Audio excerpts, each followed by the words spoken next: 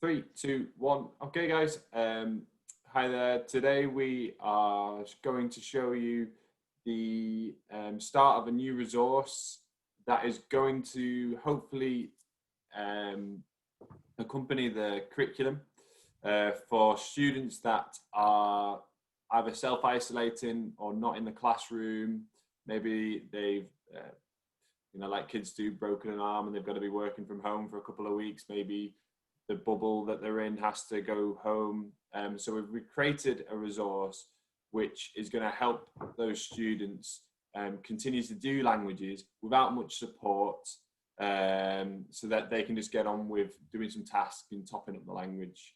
Would you agree, Janet? That's kind of what we're... Yeah, I would. Yeah, I think it's really important. And I think as you and the team were making it, I realised that it's not just for now. It's something that will be really valuable in many years to come, that people will be able to go back to this and use it when children are poorly, off school, off for a long period of time, etc. And some teachers might want to dip into it in the future to supplement some of the work they do around the scheme of work. Yeah, it's going to definitely grow, and it's going to manifest into something new. It's definitely making us develop some better, more improved videos. So yeah, it's great. So let's dive in then. From your dashboard, you're going to find, click on Premium Member Dashboard or School Dashboard, you'll find it all on there on your dashboard. And then you're going to come across to the right hand side and you click on Home and School. This is obviously set up during the beginning of the COVID pandemic, and we add to it when we feel like there's stuff that can be used at home and at school. We have 5 folders. The first one is what we want to look at. We're calling it's an aptly named resource called Circuit Breakers. It was created in the mindset that at some point there could be a circuit break. It looks like that isn't going to occur now. However, the name still relates to people or students who are out of the loop, who've been forced out of the loop. So their circuit has been broken in terms of learning languages. So it's giving that opportunity to learn. So also... Interestingly, Will, though, when you mentioned circuit breakers, we've got to remember that in Wales, they've got a circuit breaker. So our North Wales project, those schools will find this really useful. Correct. That is absolutely correct. And I apologise to our Welsh contingency on behalf. Yeah, but it's so also circuit breaker could relate to an end of module revision. So it's the end of that circuit, and the name is apt and it works well. We've currently got French up for autumn 1. We're going to get the Spanish is going to get done in the next couple of days. We're just finishing the video off with that, but it will be ready in the next couple of days. We've created 3 documents. Stage 1, Stage 2, Stage 3 and 4 is in one document. Why are they in one document, Janet, Stage 3 and 4? Because I think we do understand that within the network, a lot of children who are at what would be maybe a Stage 3 level are probably in Year 5 and Year 6 at this moment in time. So upper key Stage 2 is how you probably should see Stage 3 and 4, because your children in Year 6 have not moved on that much as of yet. And teachers often are revisiting in Year 6 as well as moving on in Year 6. Does that make sense? Yeah, it does. From our rationale, it makes sense. If people really enjoy the resources and then subsequently want more resources for Stage 4, then we might consider making Stage 4 in the future. However, we kind of consulted and we think that 3 and 4 is fine, 1 and 2. So let's dive in then. So we're going to have a look at describing somebody to start off with. So that is in the Stage 3 and 4 resource. Yeah. And what I like about this, Will, is that it's not keeping the children static. So this is 3rd person singular, talking about he and she. And it's looking at verbs and it's looking at grammar. It's revisiting language than year before. And it is very much part of Stage 3 and 4. Yeah, let's get there first. So this is the initial page that you have for each circuit breaker. This will be sent. We see this being sent to students for them to access it. So it will be sent as an email to the students so they can access it. They will be able to use this off an iPad. They can use this off off a laptop, probably ideally a laptop, but an iPad will work just as fine. But just in the short term, this is how it's going to look. So you click on the button that they want to study. So just click on describing somebody. And now these are all the resources for describing somebody. So you've got the title at the top, you've got click on the alien to practice at the bottom, and then you get to choose whether you want to listen, speak, learn, play, or remember. So we're going to look at the speak one. So we'll click on speak. It should take you through to video. Talking about a friend. Voici mes amis. Elle s'appelle Claire. Elle s'appelle Claire. Elle habite à Paris. Elle habite à Paris. Elle a 11 ans. Elle a 11 ans. Now it's a speaking activity, so we'd expect the children to be saying it back to Emily and practicing saying it back to Emily and listening to what she's saying. She does carry on to say, talk about a boy as well, Pierre. So you can practice using he and she. Do you want to add anything to that, Janet? I just wondered if you could show us the listen video as well, because that definitely shows people how Emily is explicitly encouraging the children to explore the grammar with her and looking at that third person singular personal pronoun, he and she. Okay, Just show the little small clip there. Où habite-t-il?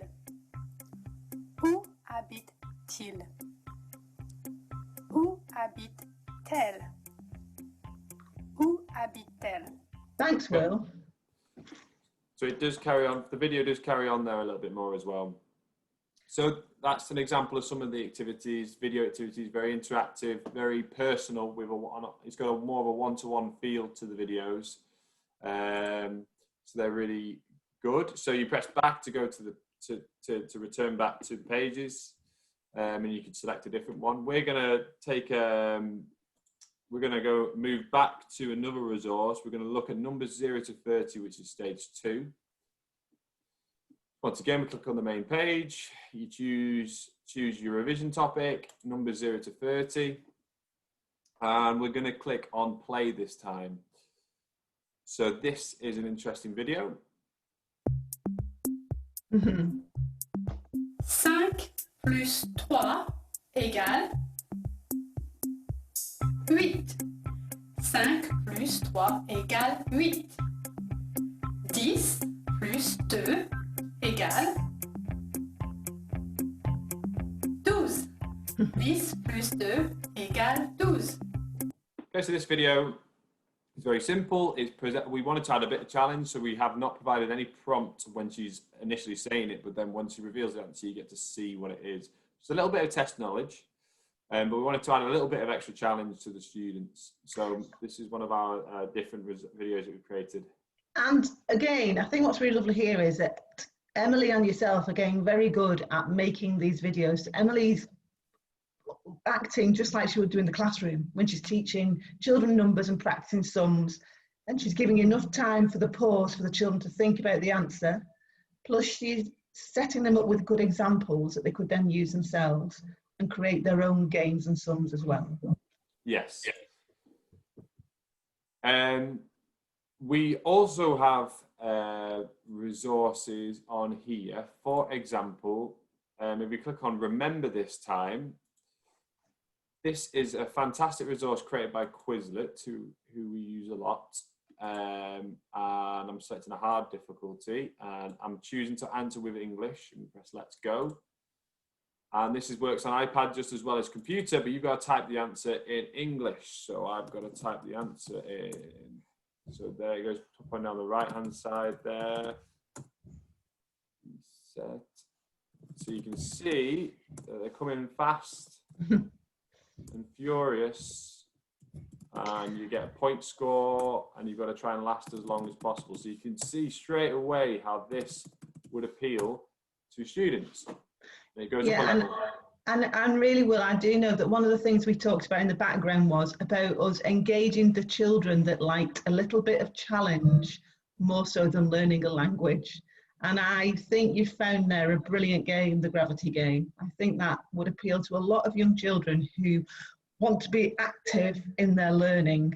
And that gravity game is brilliant. So I think that's really wonderful. As you're showing me all these, I keep saying listen, speak, learn, play, remember.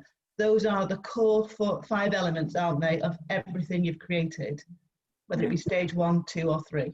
Yes, or 3 or 4. So it's they're the core elements. Yeah. Just to keep it simple. There's not a lot of description on there because it's meant to be used just by students really to click along and play. The different games we've got on there are gravity games, crosswords, word searches, Quizlet matches. We've also got some video games on there as well, like the sums. We've got loads of listen and speak videos. We've got mindfulness videos on there. We have got our worksheets are on there on Learn.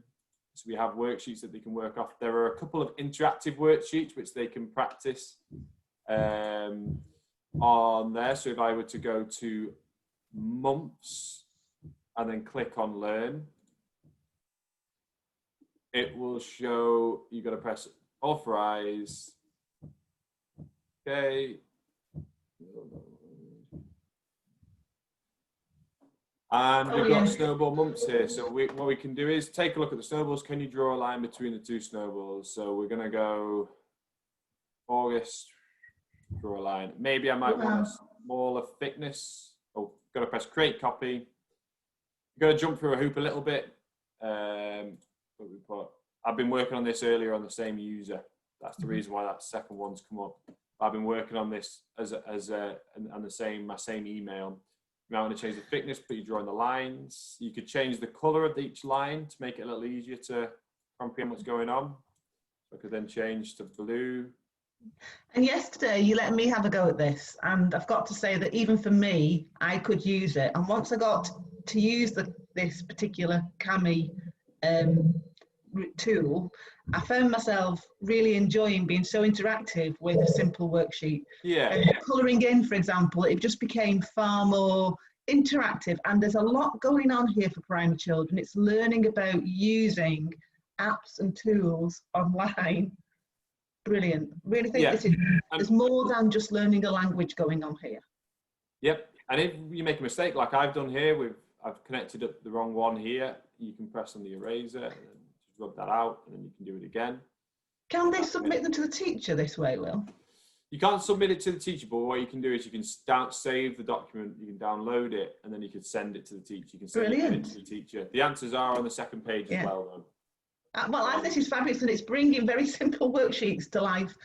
Amazing, and I'm hoping we're going to do more of this as well, you know, in our schemes of work. Yeah, it's definitely going to be used. We're just trialing it out on here. So that's pretty much everything to do with the circuit breakers. We envision it being released for every half term for the stages to be done. And there might be future developments in the future, but we don't want to release anything about that just yet. Is there anything else from you, Janet, on this, or can we end the podcast there? Nothing, that's brilliant. I think it's down to the teachers now to just have a little look at it, decide how they want to use it. We've followed the scheme of work, haven't we? So the themes, the titles they'll see fit in with what the children should potentially now have learned during autumn term or already know. We've made sure that progress is built in. It's not just learning words, it's taking them further in their language learning and skills. A big thank you to the team who've developed it. And I know that Spanish will be ready by Friday. Yeah. Fantastic, Will. Thank you very much indeed. Okay, right. Well, thank you very much, guys. And any feedback, any comments, don't hesitate to ask. Okay, goodbye now.